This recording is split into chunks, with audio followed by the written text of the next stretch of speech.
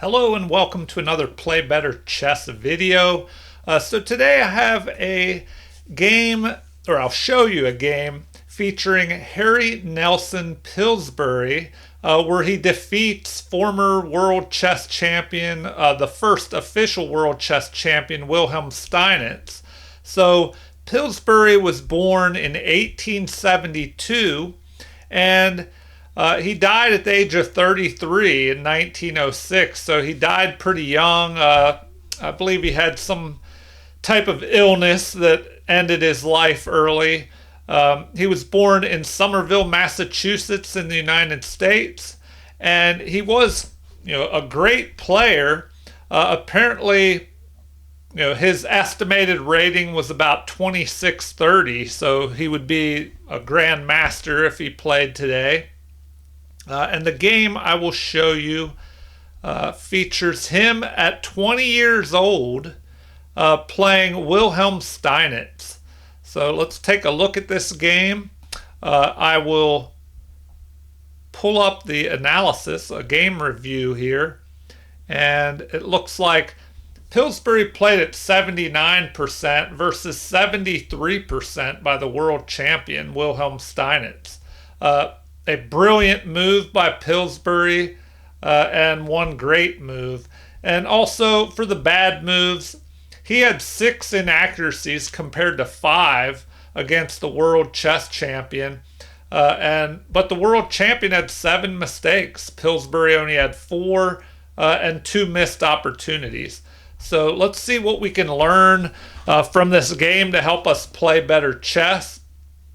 Let me pull up the analysis here. All right. So it looks like, well, let me get the computer up and running. There we go.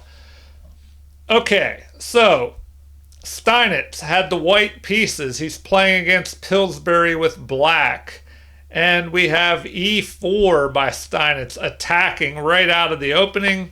e5 keeps the game equal in the center. And now f4, the King's Gambit.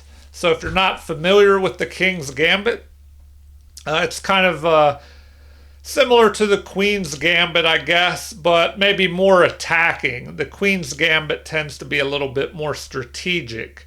But because you started with e4, you're tempting this pawn to capture, pulling it out of the center, which could allow you to bring your other pawn up and help control the center more. So let's see what happens. That is rejected. Instead of attacking the pawn, we have bishop to c5, lining up on the center and the king side here. So Steinitz continues with knight to f3, applying more pressure to this pawn and developing a piece. So we have d6. The bishop is developed outside of the pawn chain, which is good. It kind of gives the bishop more scope and does not block it in by its own pawns. And so the game continues with bishop to c4, aiming at this weak f pawn, which could be a target, especially if the knight jumps forward in the future. At this point, that could be a threat, piling up on this f7 pawn, and the king is the only one defending it at the moment. So we have knight to c6 played by Pillsbury, and the world champion plays c3, an inaccuracy, and now the game is half a point in black's favor. It looks like it would have been better to just capture in the center here immediately. Capture with your flank pawn and grab this more valuable central pawn. So why was c3 played? Perhaps with the idea of pushing here, and if that pawn captures, you could recapture and chase the bishop. So the game continues with knight developing, the best move, and black is ready to castle. And then we have d3. So the game has kind of switched up a little bit. the knight was attacking on e4, so the pawn defends. And now, instead of pushing forward and this c-pawn protecting you, now the c-pawn will sit here and keep the knight from being able to move forward. So the game continues with queen developing. This is a mistake. It would have been better to castle immediately, but now the queen lines up on the white king. So that is blocked with queen to e2. And then the game continues with the bishop developing and targeting white's bishop. So the world champion pushes the bishop forward, pinning the knight to the king. And it looks like better would have been what? The computer recommends instead just capturing, getting rid of white's bad bishop in exchange for this good bishop of black's.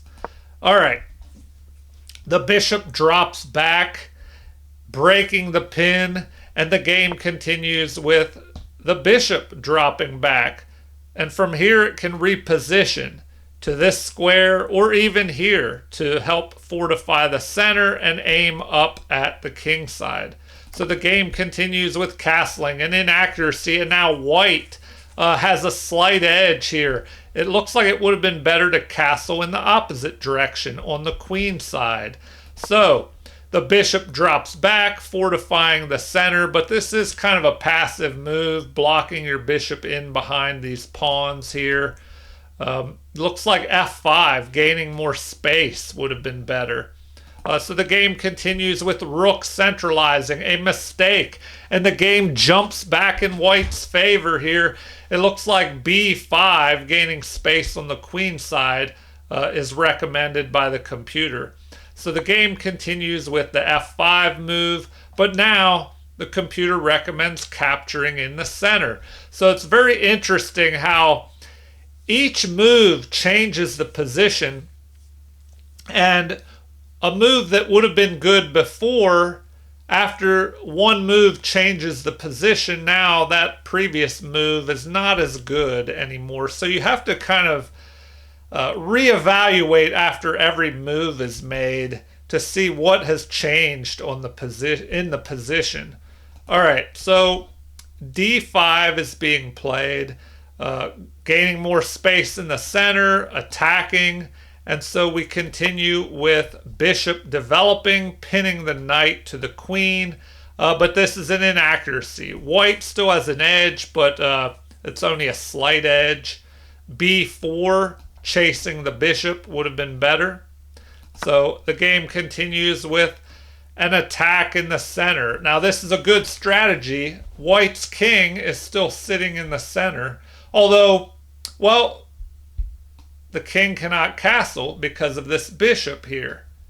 So a good strategy is to break open the center when your opponent has a king trapped in the center.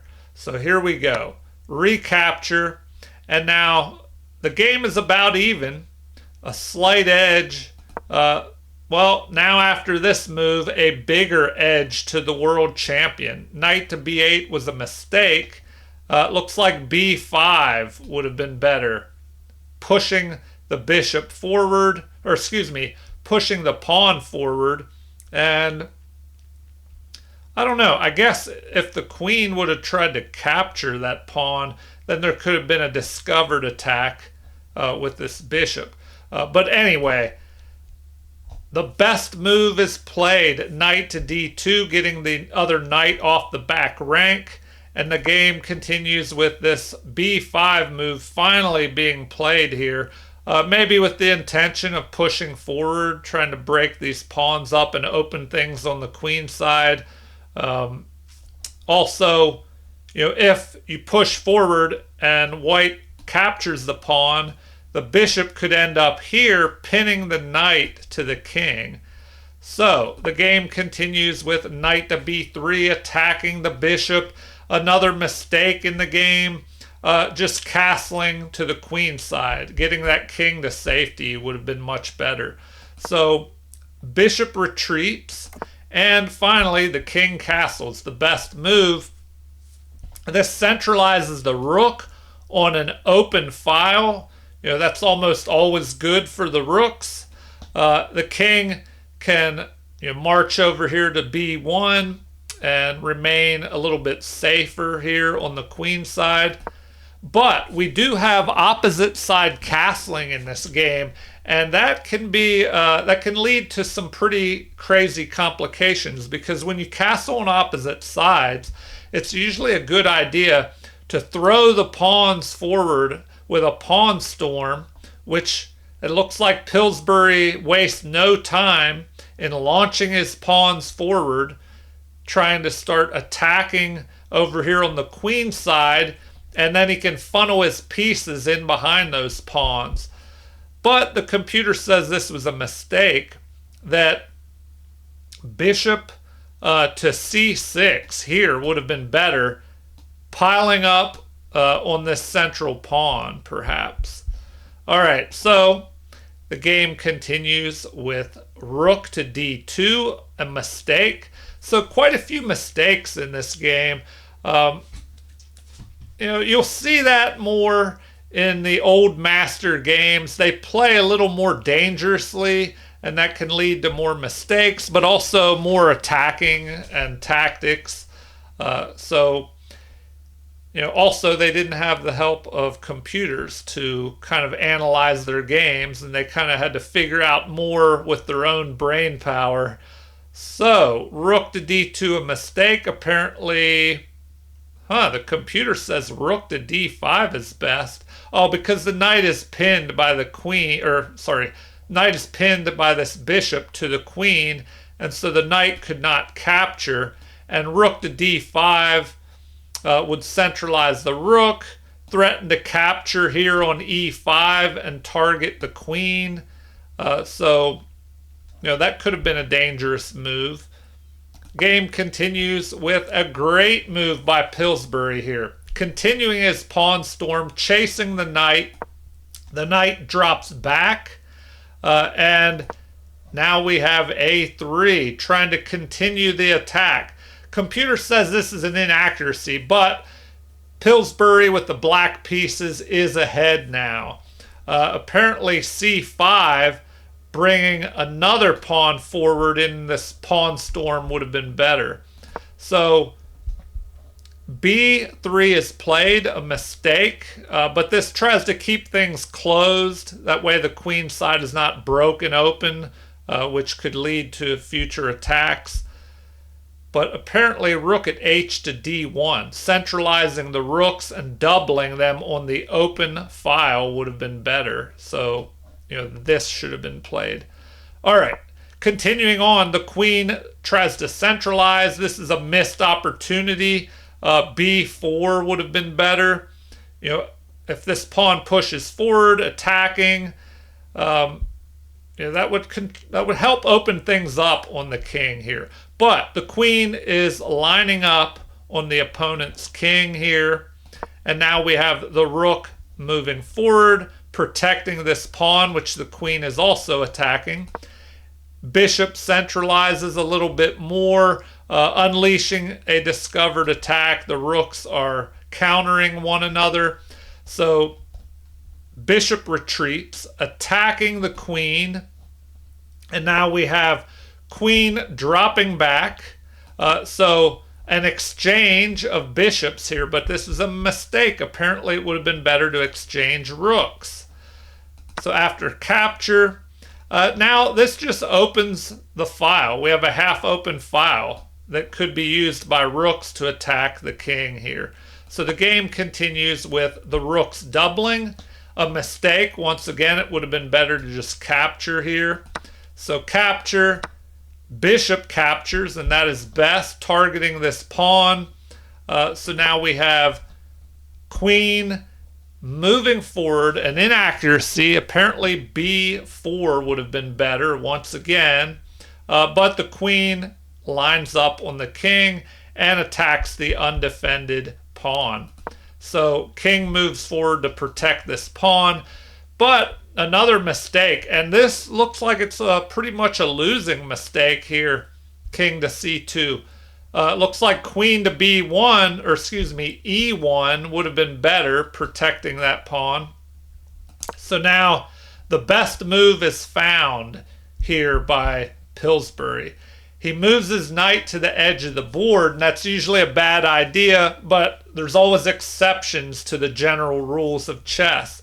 So we'll see why moving this knight to the edge is better. And usually you can move a knight to the edge if you plan to move it away from the edge and reposition it back towards the center.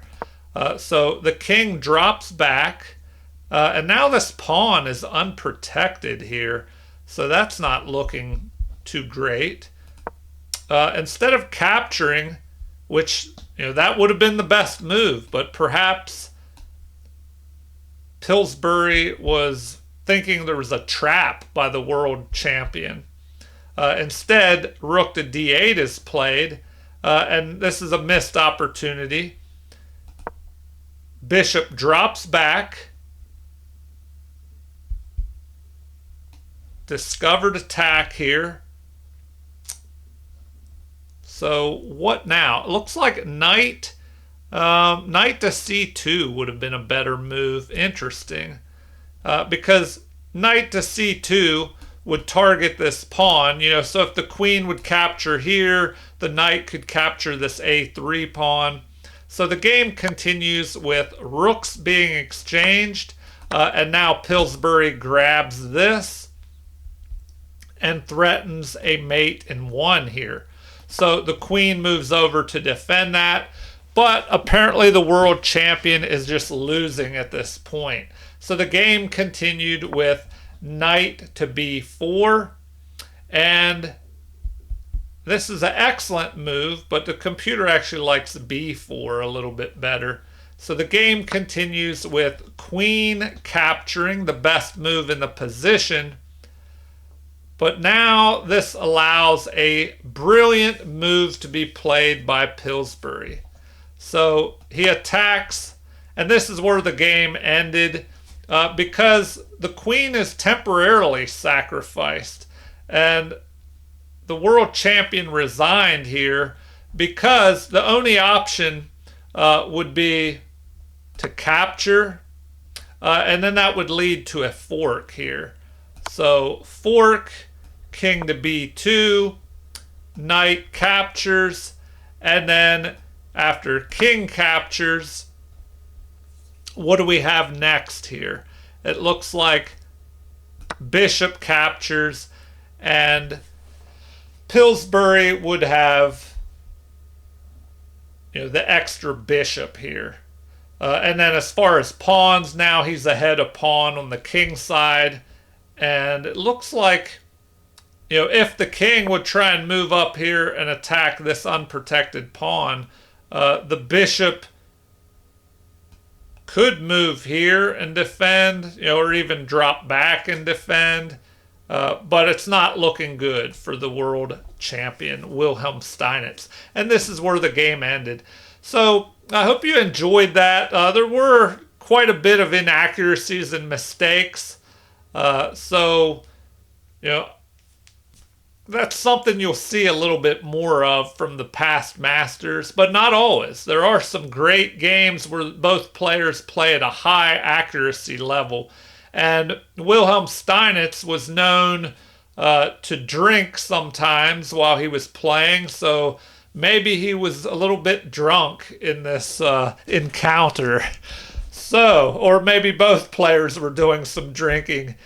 Anyway, top level players, the best in the world at the time, although Pillsbury, this was in the beginning of his career, so he was only 20 years old, and that's a pretty good accomplishment. This young 20-year-old player winning against the world chess champion. And Pillsbury went on to do some great things before his early death at age 33.